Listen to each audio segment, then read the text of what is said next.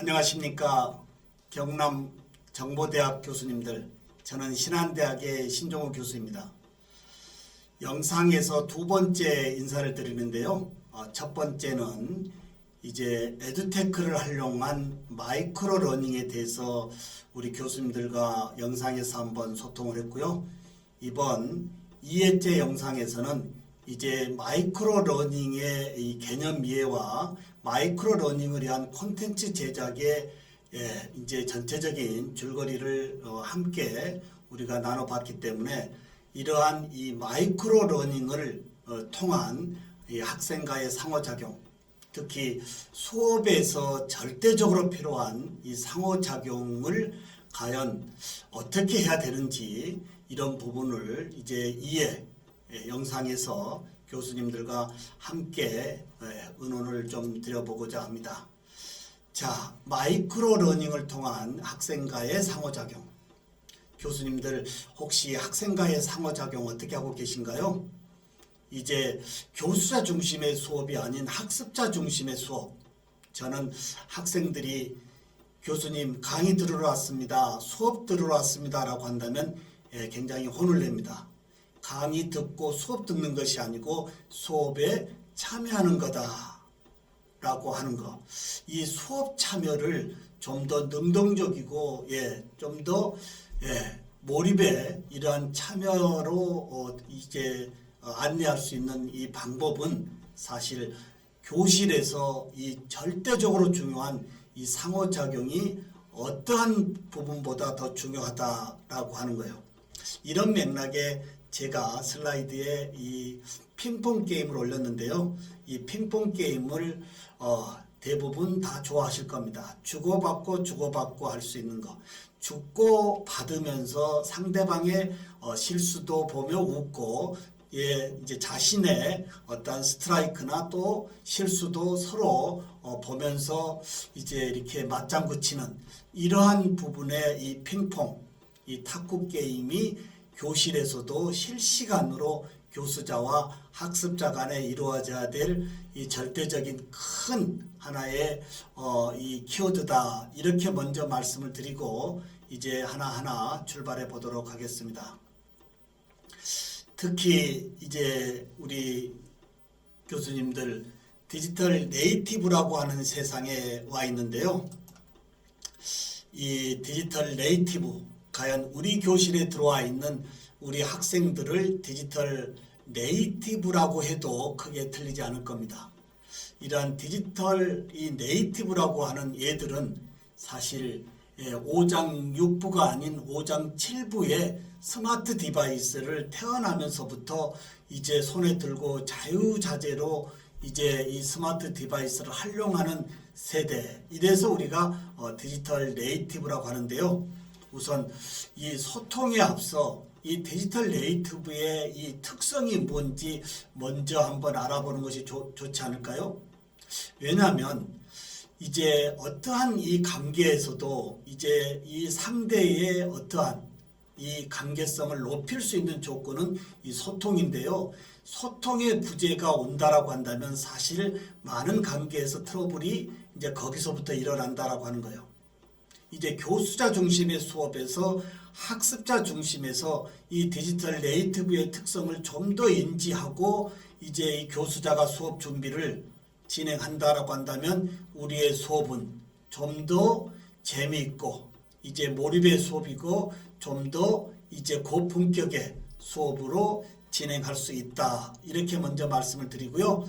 그 다음에 이제 우리 학생들의 특성을 영상으로 한번 추격을 한번 해보도록 하겠습니다.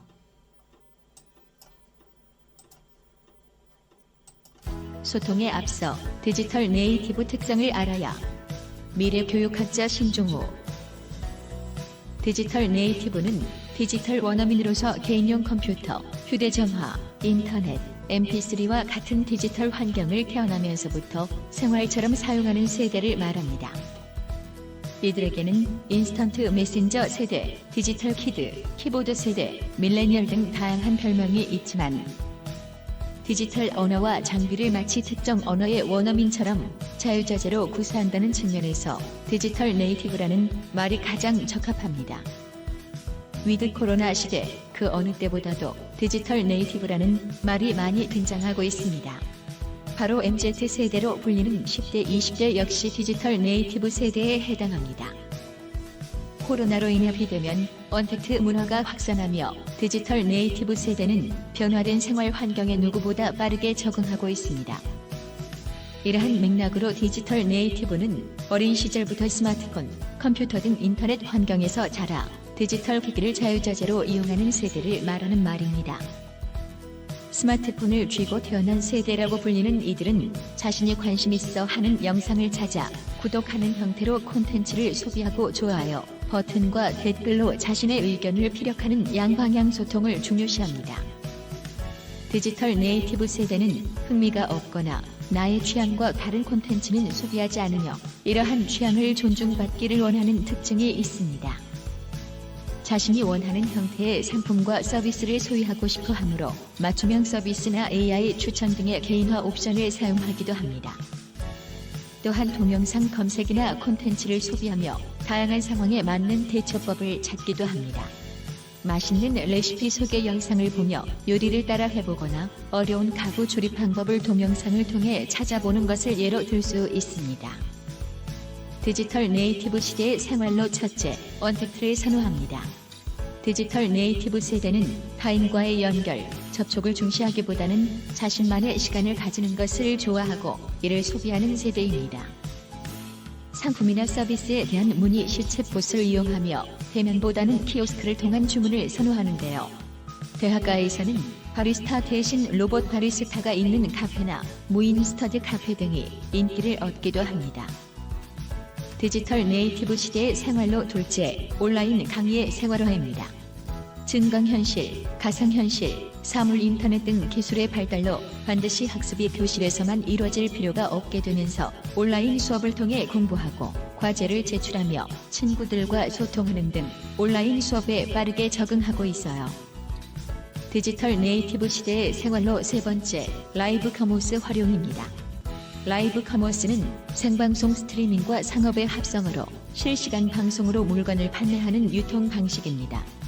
매장보다는 온라인으로 구매하고 영상 매체에 친숙한 디지털 네이티브 세대를 타겟으로 점차 늘어나고 있습니다. 디지털 네이티브는 이제 단순히 한 세대를 넘어 현재를 살아가기에 필수 불가결한 조건이 되어가고 있습니다.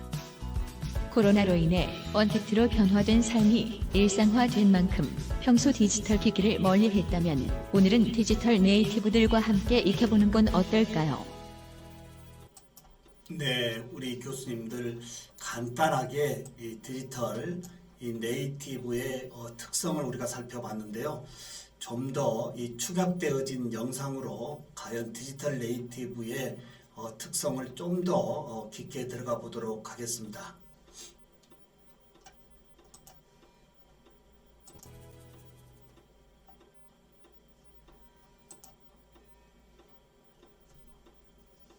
스마트하게 태어나는 아이들이다 라고 하는 콘텐츠인데요.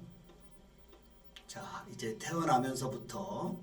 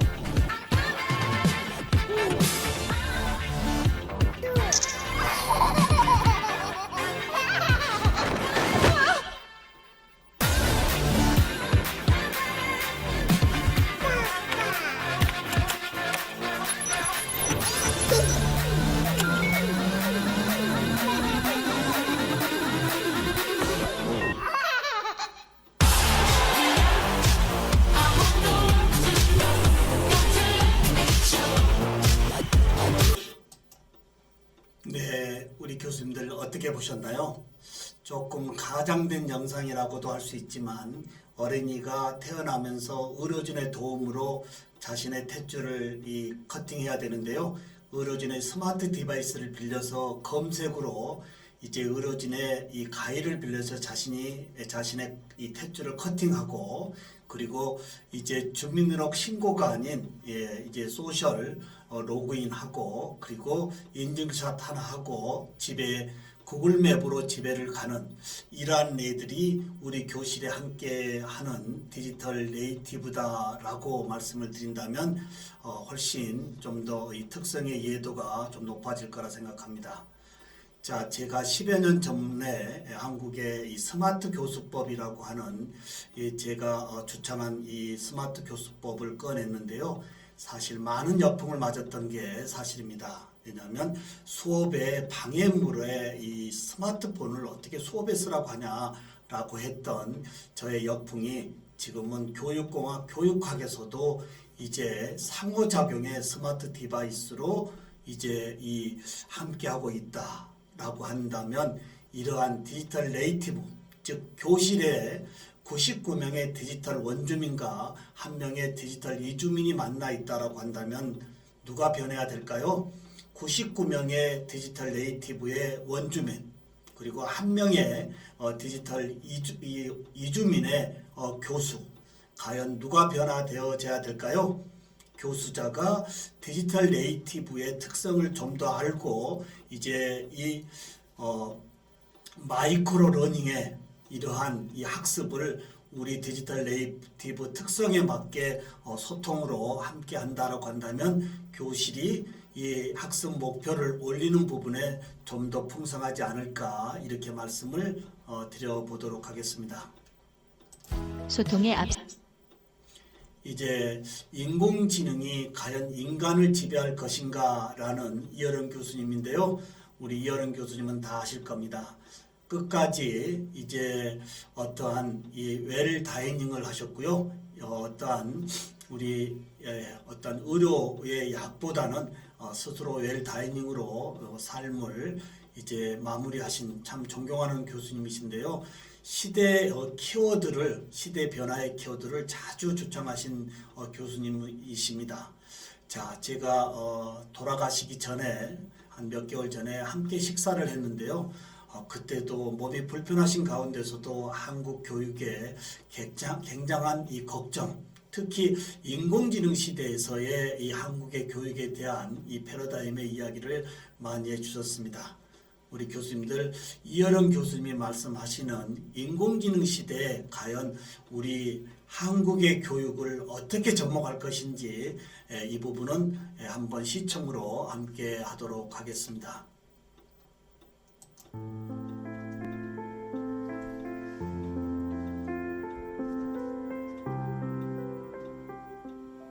그게 가장 좋은 예가, 말하고 경주하면 누가 져요? 반드시 인간이 집니다. 그렇기 때문에 말하고는 직접 경주하는 것이 아니라 말을 올라타야 이기는 거예요. 올라타야. 그래서 제갈 물리고 말 위에 올라타서 달리면은 말보다 인간이 낮아지는 거죠. 그러면 질문을 이렇게 바꿔야죠. 인간이 만든 인공지능을 인간이 과연 올라탈 수 있느냐? 올라탈 수 없느냐로 얘기를 해야지. 인공지능이 인간보다도 머리가 우수해지면은 인간이 망한다. 그건 꼭 말이 인간보다도 빨리 뛰니까 인간이 망한다는 얘기나 똑같은 거예요. 안 그래요? 어느 대학생이 이런 말을 한 것을 나는 기억해요. 해답으로. 알파고가 이세돌을 이겼다고 사람들이 막 두려워하는데 나는 하나도 두렵지가 않다. 나는 바둑을 뒀는데 동네 형님이 하나 있는데 한 번도 못 이겨. 그래서 내가 어떻게든 해서 목표가, 삶의 목표가 형 바둑 꺾는 거야. 그래서 학교 막 수업도 전피하고 말이지 바둑에만 내가 열중하다가 어느 날 드디어 형을 이겨. 그래서 자신감을 얻고 그때부터 공부를 해가지고 내가 남들 원하는 대학에 합격했어. 형님 덕분에 내가 대학에 합격했어. 그때 내가 이겼잖아. 그러니까 난처한 표정을 하면서 내가 그때 져준 거야. 그러더라는 거지. 이세돌을 이기는 알파고가 두려운 게 아니라 져줄 줄 안 형. 알파고가 우리 형 같았으면, 동네 형 같았으면 그때 내가 무릎을 꿇겠다. 기가 막힌 말이잖아. 인공지능을 만든 사람들에게 기대를 거는 게 아니라 인공지능을 컨트롤할 수 있는 사람, 그건 과학자가 아니야. 사랑하고 행복을 추구하고 어려운 사람에 대해서 아픔을 같이 느끼는 그 세 개의 마음을 가진 사람이 인공지능을 올라타서 컨트롤해야 된다. 앞으로 인공지능이라고 묻지 말고 인간지능은 과연 그가 만든 인공지능을 컨트롤할 수 있을 만한 능력이 인간지능에 있는지요? 라고 물으면 수많은 대답이 나올 것이다.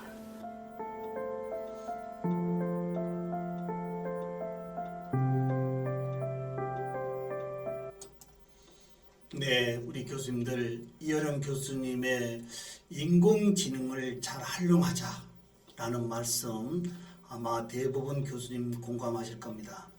이제 인공지능 시대와 함께 살아가야 될 이 모든, 특히 우리 학생들, 이제 인공지능 시대와 함께 살아가야 될 우리 학생들의 미래, 교실에서 인공지능의 수업을 더 함께 해야 되지 않을까요? 이러한 맥락으로 이제 이 수업에서 절대적으로 필요한 이 에듀텍의 이 인공지능의 빅데이터, 이런 부분을 맞춤 학습, 개별 학습, 그 다음에 학습 격차를 높일 수 있는 이러한 이 상호 관계가 인공지능 기반의 교육의 활용이다. 이렇게 보면 되겠습니다. 그리고 이제 이러한 인공지능의 시대에 게이미피케이션, 이러한 교육의 재미를 더해서 학습자들의 이 몰입과 재밌는 수업으로 한 명의 낙오자 없이 학습 목표를 끌어올릴 수 있는 이 게이미피케이션 한번 볼까요? 게이미피케이션으로 교육의 재미를 더하다. 미래교육학자 신종우. 게이미피케이션은 수년 동안 교육 및 학습 분야에서 많이 사용되는 멋진 단어입니다. 게이미피케이션은 실제로 무엇을 의미하며 어떻게 학습 결과를 향상시킬 수 있을까요? 게임화란 무엇입니까? 간단히 말해서 게임화의 정의는 게임이 아닌 상황에서 게임 디자인 요소와 게임 원칙을 사용하는 것입니다. 게이미피케이션은 비게임적인 분야에 게임의 메커니즘을 적용하여 학습에 학습자들의 적극적인 참여 및 행동을 유도하는 커뮤니케이션 기법이다. 게임화는 게임 요소의 특성을 사용하여 문제를 해결하는 일련의 활동 및 프로세스로 정의할 수도 있습니다. 일반적인 게임 요소는 결코 새로운 것은 아니지만 웹사이트, 디지털 마케팅, 엔터프라이즈 응용 프로그램, 심지어 가상할 일 목록 및 생산성 도구와 같은 빅게임 컨텍스트에서 점점 더 보편화되었습니다. 그러나 게임화가 널리 퍼져 있는 거대한 영역 중 하나는 교육입니다. 교육의 게임화는 여러 가지 이유로 교육 환경에서 점점 더 많이 사용되고 있습니다. 요컨대 그것은 어려운 일을 더 재미있게 만들어 학생들에게 동기를 부여하고 주제에 더 몰입하도록 돕습니다. 교육의 게임화 이론은 학습자가 재미있을 때 가장 잘 배운다는 것입니다. 뿐만 아니라 학습자가 여전히 재미로 인식하는 방식으로 도달할 목표 및 성취가 있을 때 가장 잘 배웁니다. 어린이 및 성인의 흥미를 유발하는 비디오 게임의 중독성 기능 때문에 이러한 게임 기반 요소를 학습 자료에 적용할 때 유사한 참여 결과를 보는 것은 당연합니다. 학습에서의 게임화에는 점수 매기기, 동료 경쟁, 팀워크, 점수표와 같은 게임 기반 요소를 사용하여 참여를 유도하고 학생들이 새로운 정보를 이해하고 지식을 테스트하도록 돕습니다. 학교 기반 과목에도 적용할 수 있지만 자기학습 앱과 코스에서도 널리 사용되어 우리가 성인일 때 게임화의 효과가 멈추지 않음을 보여줍니다. 기술은 우리가 살고, 쇼핑하고, 일하고, 놀고, 먹고, 사람을 만나고, 사교하는 방식을 변화시킨 우리의 일상생활에 많이 스며듭니다. 정책 입안자들은 기술을 사용하여 교사의 업무량을 본격적으로 합리화할 때의 잠재적인 이점을 탐색하기 시작했습니다. 우리는 또한 많은 아이들이 좋아하는 게임인 게임을 가져가고 학습을 지원하기 위해 일부 기능을 사용하면 큰 이점이 있음을 이미 알고 있습니다. 게임화 예를 살펴보면 교사와 학부모는 수많은 주제 영역에서 다양한 방식으로 게임화를 구현할 수 있습니다. 많은 학교에서 이미 컴퓨터와 태블릿을 통해 앱과 교육용 게임을 활용하고 있지만 모든 것이 기술에 관한 것만은 아닙니다. 학생들이 자신의 게임을 만들거나 상업적으로 제작된 비디오 게임을 하는 게임 기반 학습과 달리 게임화는 이러한 플랫폼을 인기 있게 만드는 게임 기반 요소를 가져와 교실 내의 다른 활동에 통합하는 것입니다. 학습자를 참여시키고 동기를 부여하는 데 사용할 수 있는 게임 요소의 몇 가지 예는 다음과 같습니다. 이야기, 즉각적인 피드백, 장난, 증가하는 도전과 함께 비계 학습, 마스터리, 진행률 표시기, 사회적 연결, 플레이어 컨트롤로 이러한 요소의 일부 또는 전부를 포함하는 교실은 게임화된 교실로 간주될 수 있습니다. 최상의 조합은 지속적인 참여를 창출하고 학습자의 고유한 요구사항을 고려하며 단순히 점수와 레벨을 사용하여 플레이어에게 동기를 부여하는 것 이상을 하는 것입니다. 가장 효과적인 게임화 시스템은 내러티브 및 동료 플레이어, 학습자와의 연결과 같은 다른 요소를 사용하여 실제로 학습자의 관심을 사로잡습니다. 결론적으로 게이미피케이션은 학습자의 동기부여 및 참여를 유도하기 위한 방법으로 게임 요소와 기법을 활용할 뿐 그 자체가 게임이지는 않습니다. 교육의 게미피시에이션에 대해 어떻게 생각하십니까? 네, 우리 교수님들 교육의 이 게이미피케이션 과연 어떻게 생각하신가요? 게임을 싫어하는 학생들이 거의 없을 겁니다. 게임 기반을 수업의 상호작용으로 학습 목표를 높일 수 있다라고 하는 거예요. 지루하지 않고 디지털 네이티브 특성에 맞는 이 교육의 재미를 더할 수 있는 게임화의 게이미피케이션. 저는 10여 년부터 적극적으로 활용하고 있는데요. 이번 영상에서 실제 한국형 K-에듀텍에서 제공해주고 있는 좋은 프로그램 활용법까지 말씀을 드리도록 하겠습니다. 그리고 이제 과연 이 게이미피케이션을 교육에서 어떻게 활용 범위를 한정할 것인지 활용 범위에 대해서 좀 더 깊이 들어가 보도록 하겠습니다. 교육에서의 게임화, 활용 범위는 미래교육학자 신종우. 게임화 예를 살펴보면 교사와 학부모는 수많은 주제 영역에서 다양한 방식으로 게임화를 구현할 수 있습니다. 많은 학교에서 이미 컴퓨터와 태블릿을 통해 앱과 교육용 게임을 활용하고 있지만 모든 것이 기술에 관한 것만은 아닙니다. 학생들이 자신의 게임을 만들거나 상업적으로 제작된 비디오 게임을 하는 게임 기반 학습과 달리 게임화는 이러한 플랫폼을 인기 있게 만드는 게임 기반 요소를 가져와 교실 내의 다른 활동에 통합하는 것입니다. 학습자를 참여시키고 동기를 부여하는 데 사용할 수 있는 게임 요소의 몇 가지 예는 다음과 같습니다. 이야기, 즉각적인 피드백, 장난, 증가하는 도전과 함께 비계 학습, 마스터리, 진행률 표시기, 사회적 연결, 플레이어 컨트롤로 이러한 요소의 일부 또는 전부를 포함하는 교실은 게임화된 교실로 간주될 수 있습니다. 최상의 조합은 지속적인 참여를 창출하고 학습자의 고유한 요구사항을 고려하며 단순히 점수와 레벨을 사용하여 플레이어에게 동기를 부여하는 것 이상을 하는 것입니다.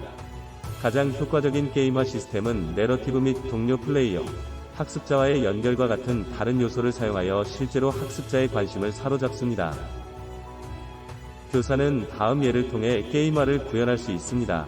첫째, 학업 목표 달성을 위한 점수 부여합니다.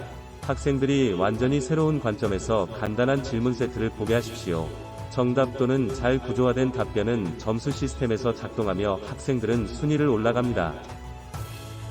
둘째, 절차적이거나 비학문적 목표 달성을 위한 점수 부여합니다. 포인트 시스템은 교실 정리, 코트와 모자 착용, 등록 순서대로 정렬 또는 올바른 집에 정렬하는 것과 같은 비학업적 작업에도 적합합니다. 셋째, 장난기 있는 장벽 만들기입니다. 게임화의 주요 원칙 중 하나는 예를 들어 장난기 있는 장벽을 제시함으로써 격려 메커니즘을 사용하는 것입니다. 장난기 있는 장벽은 학업적 또는 행동적, 사회적 또는 사적, 창의적 또는 물리적일 수 있습니다. 넷째, 교실 내 경쟁 만들기입니다. 다른 수업 또는 교사와의 경쟁은 확실한 게임 기반 요소입니다. 예를 들면 학생들은 교사가 정한 규칙을 따라야 하며 학생이 규칙을 따를 때마다 학급은 점수를 받습니다. 학생이 규칙을 따르지 않을 때마다 교사는 점수를 받습니다. 이것은 절차와 새로운 행동 기대치를 도입하는 데 특히 좋습니다. 수업이 이기면 교사는 1분 댄스 파티, 연장된 휴식 시간 또는 더 적은 숙제 과제와 같은 지속 가능한 보상을 사용할 수 있습니다. 다섯째, 개인화된 성과 비교 및 반영입니다. 일부 비디오 게임은 업적, 포인트, 강점, 약점 및 자신의 성과를 반영하고 다른 것과 비교하는 방법과 같은 방대한 데이터를 자세히 설명하여 각 레벨의 끝에서 플레이어의 성과에 대한 개인화된 분석을 제공합니다. 교사는 비슷한 일을 할 수 있습니다. 학생들이 레벨을 올리고 점수를 모으고 서로 경쟁하는 동안 데이터를 수집하고 진행 상황을 추적하고 규칙, 보상 및 퀘스트를 조정하여 학생들에게 동기를 부여할 수 있습니다. 여섯 번째, 레벨, 체크 포인트 및 기타 진행 방법 사용입니다. 추적 포인트뿐만 아니라 교사는 다양한 체크 포인트, 레벨 또는 기타 진행 상징을 사용하여 학습자에게 집중할 수 있습니다. 예를 들어 여러 수업에서 점수를 추적한 다음 학생이 100점과 같은 중요한 이정표에 도달하면 레벨업할 수 있습니다. 그들이 더 발전함에 따라 추가 독서 또는 플레이 시간과 같은 지속 가능한 마일스톤 보상을 제공합니다. 일곱째, 점수나 성적 대신 학습 배지를 제공합니다. 때로는 유형적이고 상징적인 것이 포인트를 받는 것 이상을 의미할 수 있습니다. 학생들이 특정 체크 포인트 또는 레벨에 도달하면 학습 배지 또는 스티커와 같은 성공의 표시를 제시할 수 있습니다. 여덟째, 학생들이 학습에서 특정 관점을 가정하도록 돕습니다. 판타지 역할극의 이 요소는 비디오 게임의 큰 매력입니다. 학생들이 판사, 디자이너, 아버지, 의사 등과 같은 학습자로서 다양한 역할을 맡을 수 있는 기회를 제공하고 자신의 상상력을 사용하여 상황에 어떻게 대처하는지 볼 수 있습니다. 교실에서 게임화를 사용하면 다음과 같은 많은 입증된 이점이 있습니다. 학생들은 자신의 학습에 대한 소유권이 있다고 느낍니다. 학습자가 간단히 다시 시도할 수 있기 때문에 실패에 대한 보다 편안한 분위기, 교실에서 더 재미있게 진행률 표시기를 통해 학습을 볼 수 있습니다. 학생들은 학습에 대한 본질적인 동기를 발견할 수 있습니다. 학생들은 다양한 아바타나 캐릭터를 통해 다양한 정체성을 탐구할 수 있습니다. 학생들은 종종 게임 환경에서 더 편안함으로 더 적극적이고 실수를 할 수 있습니다. 학생들의 참여도와 집중력 향상, 상자 밖에서 생각할 수 있는 기회, 작업은 더 이상 워크시트를 채우는 것이 아닙니다. 교육의 게미피시에이션에 대해 어떻게 생각하십니까? 게임을 교실이나 가정학습 환경에서 사용한 적이 있습니까? 네, 우리 교수님들 교육의 게미피케이션, 게임화, 이 게임화를 교실이나 또는 학습에 한번 이용해 보신 적이 있으신가 이렇게 여쭤봅니다. 아마 많은 교수님들이 게임 기반의 이 퀴즈를 학습 목표의 상호작용으로 이제 활용하고 계실 거라고 생각합니다. 자, 그러면 이제부터는 실제 이 마이크로 러닝을 통한 이제 이 상호작용, 학생들과의 이 라이브한 상호작용을 어떻게 할 거냐. 대체적으로 한국의 이제 예산 프로그램이 소개되었던 대표적인 카웃, 게임 기반의 카웃, 이 보드 형태의 이 패들렛이 대표적인 상호작용의 또는 협업의 어떠한 이 예산 프로그램이었다라고 보면 되겠습니다. 특히 이 카웃은 게임 기반 학습으로 이제 플랫폼이 이제 학교, 교육기관에서 스스로 학습 게임을 이제 게이미피케이션으로 이제 진행하고 평가하는 이러한 클라우드 기반의 플랫폼입니다. 반대로 이 패들렛은 사용자가 가상 게시판에 교수자의 콘텐츠와 학습자의 수업 참여에 이 실시간에 이 디지털 콘텐츠를 같이 협업, 올리고 공유하고 나눌 수 있는 클라우드 기반의 이 서비스형 소프트웨어입니다. 그러나 이 카웃과 패들렛, 기타 이제 뭐 멘티미터 또는 소크라티브, 플리커스 이러한 다양한 예산 프로그램의 좋은 장점을 다 하나로 압축한 이 프로그램이 한국형 키즈엔이라고 보면 되겠습니다. 한국형 키즈엔. 자, 한국형 카웃, 한국형 패들렛의 종합, 이 플랫폼이 키즈엔이라고 보면 되겠습니다. 자, 한국형 게임 기반의 에듀텍 키즈엔은 교실 수업, 마이크로 러닝, 원격 교육, 그리고 마케팅, 특히 이벤트나 프로모션, 취미, 각종 초대장 등의 이러한 게이미피케이션의 이 키즈엔을 우리가 다양한 이 수업에서 활용할 수 있다라고 하는 거 상당히 반가운 뉴스 아닐까요? 아마 또 많은 교수님들이 사용하고 계실 거라고도 생각합니다. 그러나 이제 제가 K에듀 연구소 소장을 하고 있는데요. 예산 프로그램, 구글이나 MS나 기타 많은 예산 프로그램이 한국 교육 발전에 기여를 했지만 이제 한국형 K에듀가 선전하고 있기 때문에 우리 한국의 교육의 데이터를 더 이상 예산 프로그램에 딸려 보낼 것이 아니고 우리 한국형 에듀텍에 우리의 교육의 데이터를 모아서 우리 에듀텍이 한국의 에듀텍이 글로벌 교육 시장에 더욱 확대됐으면 하는 개념의 차원에서 제가 K에듀 연구소를 운영하고 있고 소장을 현재 맡고 있습니다. 간단히 이 키즈엔에 대해서 소개를 해보면 키즈엔은 좀 전에 말씀드렸듯이 카웃과 패들렛을 이제 묶어놓은 쇼와 이 보드를 하나로 묶은 이러한 사이트다라고 보시면 되겠습니다. 쇼는 퀴즈 제작과 진행 기능으로 특히 카웃, 멘티미터, 퀴즈즈 등의 해외 플랫폼 상호작용 서비스와 유사하다라고 하는데요. 교수님들 가급적이면 이제 상호작용할 때 이 프로그램 저 프로그램 여러 개 쓰지 마시고요. 한국형 이 키즈엔 하나 가지고 이제 좀 더 심플하게 또 우리 환경에서 좀 더 쉽게 활용하시기를 소망합니다. 그리고 키즈엔은 쇼와 이 보드가 있는데요. 이 보드는 온라인 협업 보드 기능을 함께하고 있습니다. 따라서 글로벌 이 협업 보드 패들렛, 그 다음에 다양한 이 해외 플랫폼 서비스가 있는데요. 이러한 플랫폼 서비스를 대신할 수 있는 이 키즈엔의 퀴즈와 그리고 협업의 보드가 하나로 묶여 있는데 이 퀴즈와 협업 보드에는 다양한 문제 형식, 보드 형식이 있기 때문에 수업의 상호작용, 특히 마이크로 러닝에서의 이 상호작용은 아주 적극적으로 추천할 수 있는 이러한 한국형 키즈엔이다 이렇게 말씀을 드릴 수가 있습니다. 이 총 쇼에는요 10가지의 퀴즈 유형이 있습니다. 선택형, OX형, 단답형, 순서 완성형, 초성 퀴즈, 토론, 설문, 영상, 워드 클라우드, 설명 이렇게 해서 총 10가지의 퀴즈 유형의 형식이 있기 때문에 우리 교수님들의 수업 콘텐츠, 학습 목표, 학습 진행에 따라서 다양한 퀴즈 형식으로 미리 준비해서 수업 들어갈 수도 있고요. 아니면 수업 진행 과정에서 즉시 이렇게 퀴즈를 여기 형식으로 내서 이제 학습 목표를 어느 정도 따라오는지 어느 정도 현재 인지하고 있는지에 대해서 게이미피케이션의 이 게임화의 퀴즈로 함께 풀고 한 명의 학생이라도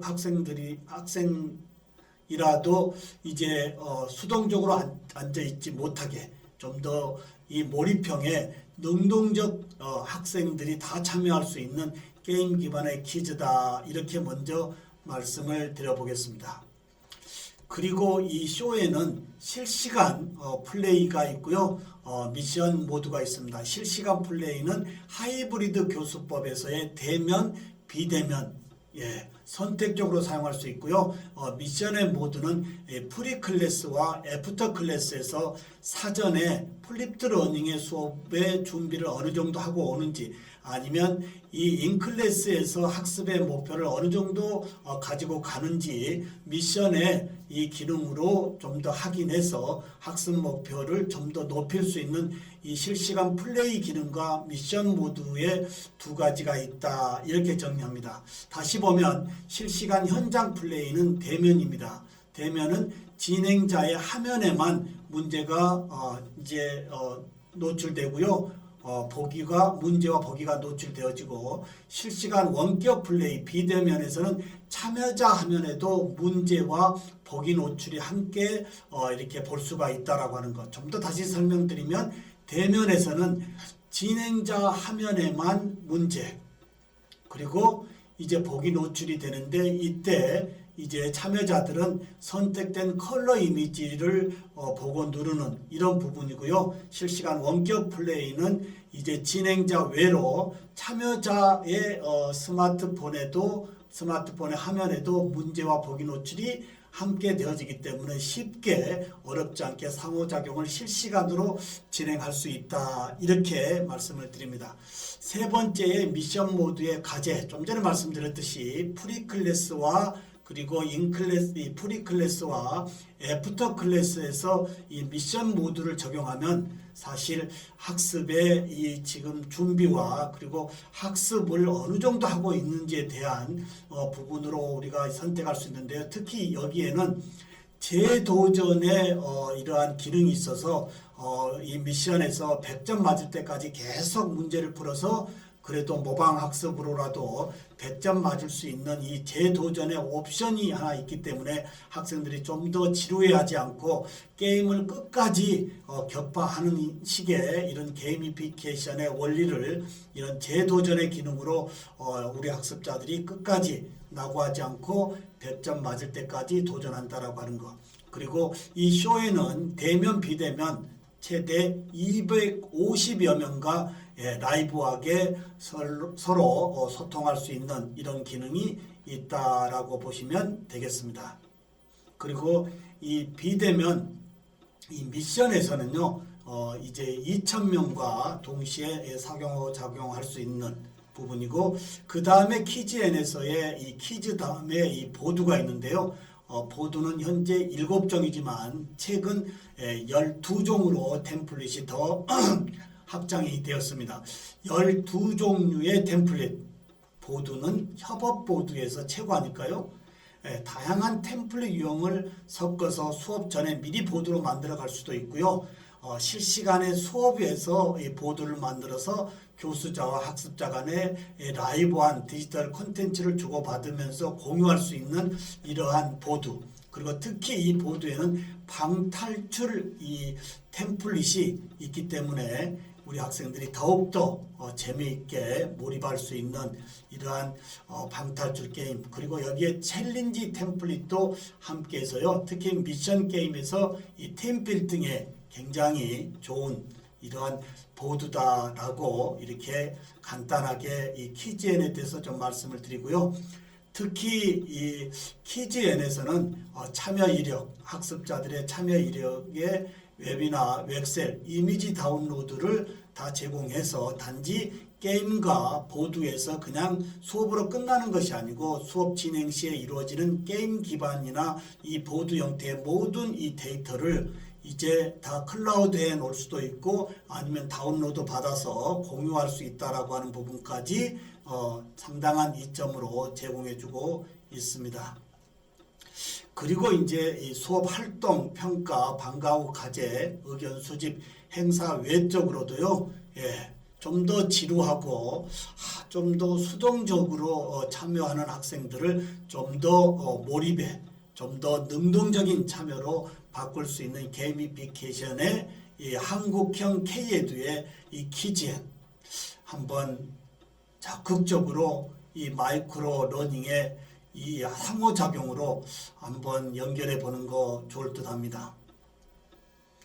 자, 이 정도로 간단히 이제 키즈N에 대해서 말씀을 드렸고요. 이제 지금부터는 실제 키즈N의 사이트에서 제가 키즈N의 활용법에 대해서 말씀을 드리도록 하겠습니다. 화면이 다소 적기 때문에요. 저의 얼굴을 좀 뒤로 하고 실제 화면을 키운 상태에서 키즈N의 활용법에 대해서 말씀을 드리겠습니다. 우리 키즈N이라고 검색하면 키즈N 쇼에서 사이트에 가시면 간단하게 로그인을 할 수 있고요. 계정 취득해서 로그인 들어오면 이러한 이제 화면으로 전환되어지는데요. 이제 처음 오시는 교수님들은 현재 전혀 키즈엔을 활용하지 않았기 때문에 여기 화면에 깨끗할 겁니다만은 지금 저는 현재 쇼에 88개 플레이를 176개 했다고 하는 이런 기록까지 다 나와 있고요.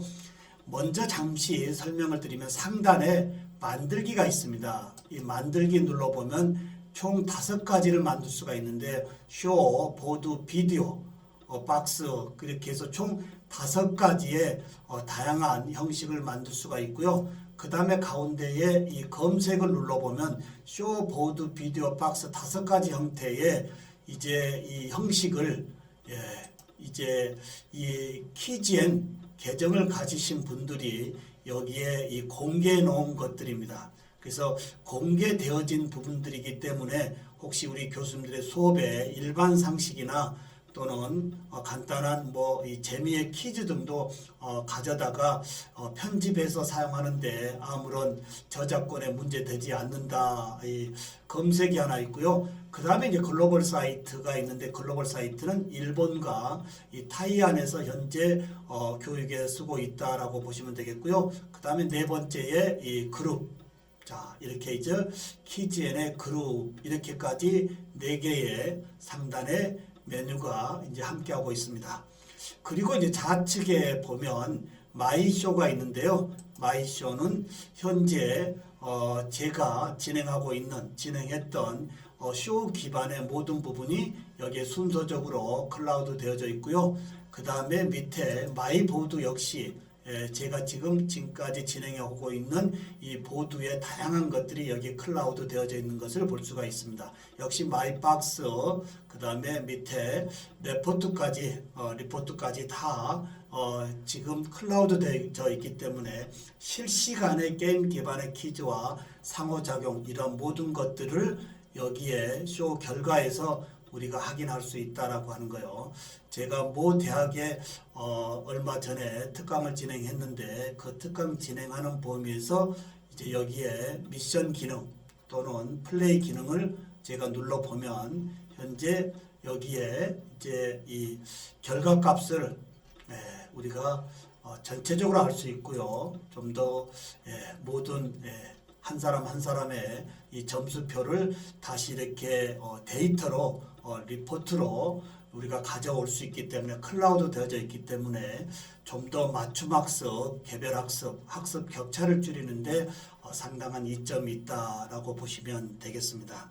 자, 그러면 만들기를 한번 해볼까요? 상단에 좌측에 만들기 하면 이 쇼가 있습니다. 자, 쇼를 누르니까 이제 상단에 타이틀 이미지를 선택하라고 하는데요. 이 타이틀 이미지는 직접 회사에서 제공해주고 있는 다양한 타이틀 이미지를 쓸 수 있고 아니면 교수님들이 가지고 있는 다양한 이 이미지를 올려서 쓸 수도 있다라고 하는 거예요. 자, 저는 이걸로 선택하고 타이틀에 경남 정보대라고 하고요. 그 다음에 카테고리는 전부로 하고요. 태그는 반드시 어떤 키워드와 관련 없이 2개의 키워드를 입력해 줘야 되는데요. 반드시 키워드 사이에는 마침표를 쉼표를 넣어줘야 되겠습니다. 경남 정보 그리고 쉼표에서 교수법 제가 영문인데요. 다시 교수법 경남 정보대 자 이렇게 압력하고 그 다음에 이제 퍼블릭 하면 다른 분들이 보기 때문에 자 이제 비공개로 해놓고 진행하는 데는 아무런 문제가 없다라고 보시면 되겠습니다. 자 이렇게 해서 가운데 OK 버튼을 누르면 자 좌측에 이제 다양한 토탈 퀴즈를 만들기 나오는데요. 우측에 보면 이제 다양한 이 OX형, 그 다음에 선택형, 그리고 다양한 10개의 문제 형식이 여기가 도출되어져 있기 때문에 먼저 지금 제가 영문으로 좀 쓰고 있는데요. 잠시 죄송하지만 국문으로 한번 돌려보고요. 다시 들어오도록 하겠습니다. 네, 한국형으로 돌리고요. 네, 자, 경남정보대 다시 한번 편집으로 가보도록 하겠습니다. 자, 편집 누르고요. 자, 제가 좀 전에 영문 이 사이트로 눌렀기 때문에 거의 영문으로 되어 있는데요. 한국형으로 바꿔주면 모든 부분이 우리 한글로 되어져 있기 때문에 쉽게 활용할 수 있다라고 하는 거예요. 경남 정보대에서 선택형, OX형, 단답형 다양하게 있는데요. 먼저 OX형 하나만 해볼까요? OX형 누르니까 화면 우측 퀴즈란에 내용을 입력해 주세요 되어 있습니다. 단문형으로 낼 거냐, 장문형으로 낼 거냐, 단문형으로. 자, 경남 정보대는 최고의 대학이다. 제가 이제 OX로 낸다고 가정하고요. 밑에 보면 이 문제를 잘 풀 수 있게끔 이미지를 제공해 줄 수 있고 아니면 유튜브에 영상을 제공해 주는데 이때 유튜브의 영상은 그냥 통째로 이제 URL을 넣더라도 이제 해당 부분만 타임라인을 설정할 수 있기 때문에 굉장히 좋고요. 이 오디오는 실제 교수님의 음성을 녹음해서 MP3 파일로 가져올 수도 있고요. 여기서 라이브하게 직접 녹음도 할 수 있다라고 하는 거. 자, 이미지 눌러서요. 파일을 선택하니까 이미지 업로드 되어져 있고요. 이미지 주소에서 자, 이미지 주소 가져오기 등에서 실제 이제 필요한 교수님의 이미지가 있다면 여기서 직접 이미지를 이제 선택하면 되겠습니다. 자, 제가 이미지에서 사진을 하나 선택해 보도록 하겠습니다. 자, 사진을 하나 선택하니까요. 해당 이미지가 불러오고 크기 조절하고 우측에 확인 버튼 눌러주면 자, 문제의 이미지가 들어가는데요. 실제 경남정보대학의 로고를 한번 더 볼까요? 경남정보대학의 이미지 눌러서요. 자, 로고를 제가 바탕화면에 다운로드 하고요. 한번 바꿔보도록 하겠습니다. 자, 현재 이 이미지를 바꾸시려면 다시 누르고 그 다음에 여기서 삭제를 하고요. 다시 가져오기 눌러서 플러스 버튼 눌러서 좀 전에 제가 내려받았던 경남정보대학 로고를 이제 크기 조절을 했어요. 확인하면 여기 문제에 들어가고요. 그 다음에 이런 이미지를 제공할 수도 있고요. 아니면 유튜브에 실제 경남정보대학의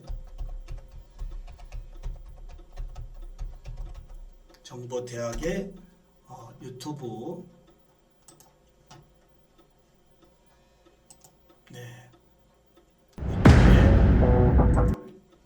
공유 URL을 직접 카피해서 자, 여기에서 유튜브 눌러주고요. 자, 눌러주면 유튜브 공유 URL을 입력하세요 하고 여기 붙여놓고 적용하면 자, 이제 좀 전에 유튜브에 있는 영상을 제가 가져왔는데요. 밑에 보면 이 영상이 1시간짜리라 한다 하더라도 이 밑에 타임라인에서 예를 들어서 5초에서부터 예를 들어서 10초까지만 문제 푸는데 계속 재생되게 하겠다라고 한다면 영상이 아무리 길어도 타임라인 설정에서 학교 소개야? 부산 최초의 전문대학 최고 시설의 전문대학 편리한 교통시설 네, 이렇게 해서 5초 정도만 계속 재생이 되어지기 때문에 문제 영역에 이렇게 영상을 추가해 줘서 학생들이 이제 좀 더 창의력으로 문제 풀 수 있게끔 할 수 있고요. 아니면 이 오디오를 선택해서 직접 MP3 파일을 가져올 수도 있고요. 아니면 녹음하기 눌러서 직접 교수님들의 좀 더 이해도를 높게 해주기 위해서 교수님이 문제를 잘 풀 수 있는 음성을 자 우리 경남정보대학의 교수님들 현재 키지엔에서 오디오 녹음하기를 하고 있습니다. 저장하기 누르고요. 확인 버튼 눌러주면 교수님들의 좀 더 이해도를 높게 해주기 위해서 교수님이 이렇게 해서 문제에 따라서 이미지와 그리고 유튜브와 오디오의 다양한 이런 부분을 이제 문제를 좀 더 쉽게 풀 수 있도록 제공해 줄 수 있는 기능이 여기 함께 있다. 상당히 좋은 부분인 것 같습니다. 굉장히 한국형 K에듀에서 상당히 좋은 부분. 그 다음에 이제 밑에 내려가 보면 이제 정답 중에 O로 체크하고요. 이 코멘트 부분은 메모란입니다. 우리 교수님들 이제 파워포인트 메모란에 혹시 프레젠테이션에서 놓치고 가지 않도록 하기 위한 중요한 부분을 입력했듯이 이 코멘트 부분에서도 메모를 입력하는데요. 입력은 하더라도 진행할 때 이 진행자만 보이는 것이지 참여자는 보이지 않기 때문에 코멘트를 적절하게 사용하는 것도 좋겠고요. 그 다음에 문제 형식에 따라서 5초에서부터 240초까지 자유롭게 문제 형식에 따라서 시간 배분해 줄 수 있다. 그리고 이제 한 문제가 다 만들어졌으면 저장 버튼 눌러주면 좌측에 OX형 문제가 한 문제 출제되어진 것을 볼 수가 있을 겁니다. 이런 형태로 계속 문제를 더 내시려고 한다면 좌측 하단에 이 플러스 페이지가 있습니다. 자, 플러스 페이지 누르면 다시 우측에 10가지 형식의 다양한 문제 형식을 이렇게 선택형으로도 만들 수 있고요. 다양하게 종전에 OX형 만들듯이 선택해서 만들면 되겠다 보면 되겠습니다. 시간이 없기 때문에 한 문제만 출제하고요. 밑에 우측 하단에 가운데 OK 버튼 누르면 이제 쇼 만들기가 완료되었습니다. 이렇게 나오고요. 여기에서 이제 쇼 미리 보기 확인 누르지 마시고요. 쇼 미리 보기 눌러서 이제 좀 전에 제가 만든 이 퀴즈가 실제 학생들과 소통할 때에 어떤 문제가 있는지 없는지 프리뷰를 한번 확인해 주는 것이 좋습니다. 실시간 현장 플레이를 할 것인지 실시간 원격 플레이로 할 것인지 실시간 현장 플레이로 선택하고요. 플레이하면 자 가상으로 제가 만든 문제를 가지고 제가 한번 풀어보는 겁니다. 닉네임 미남 교수 하면 지금 여기 연결이 되었고요. 그 다음에 시작 버튼 누르면 자 경남정보대는 최고의 대학이다 해서 O를 누르면 제가 20초를 줬는데요. 이런 간단한 문제는 약 5초, 10초 정도만 줘도 우리 학생들이 충분히 풀 수가 있습니다. 저는 사실 지필고사를 10여 년 전부터 전혀 보고 있지 않습니다. 모든 시험은 스마트 디바이스로 게임 기반으로도 풀고요. 그 다음에 이 서술형은 학습자들의 스마트폰의 녹화 기능으로 실제 교실에서 녹화해서 학생의 유튜브 채널에 올리고 저에게 보내주는 자 이렇게 해서 다 끝나면 다음 누르면 누적 랭킹에서 1등, 2등, 3등이 이렇게 표시되어지는 이런 부분을 프리뷰에서 한번 확인하고 그 다음에 이제 수업 들어가셨을 때 보시면 지금 만든 문제가 제일 상단에 이렇게 올라가 있습니다. 그러면 우측에서 플레이를 할 것인지 이 미션을 진행할 것인지 선택해서 이제 수업에 상호작용으로 적절하게 사용하시면 참 좋을 것 같습니다. 우리 교수님들 이제 좀 마무리 부분인데요. 조금 도움이 되셨나요? 이 마이크로 러닝이라고 하는 이 모바일 또는 이 스마트 디바이스의 학습의 이 활용 이번 두 번째 영상에서는 이 에듀테크라고 하는 부분에 이 인공지능 기반을 잘 활용해서 이 상호작용의 게이미피케이션의 게임 기반을 수업에 적절하게 활용한다라고 한다면 이 활용되어진 모든 부분의 데이터를 에듀텍에서 서포트해 주기 때문에 맞춤 학습, 개별 학습, 학습 격차를 줄이는데 상당히 도움이 되는 이 상호작용의 키즈앤이다, 이렇게 말씀을 드려보도록 하겠습니다.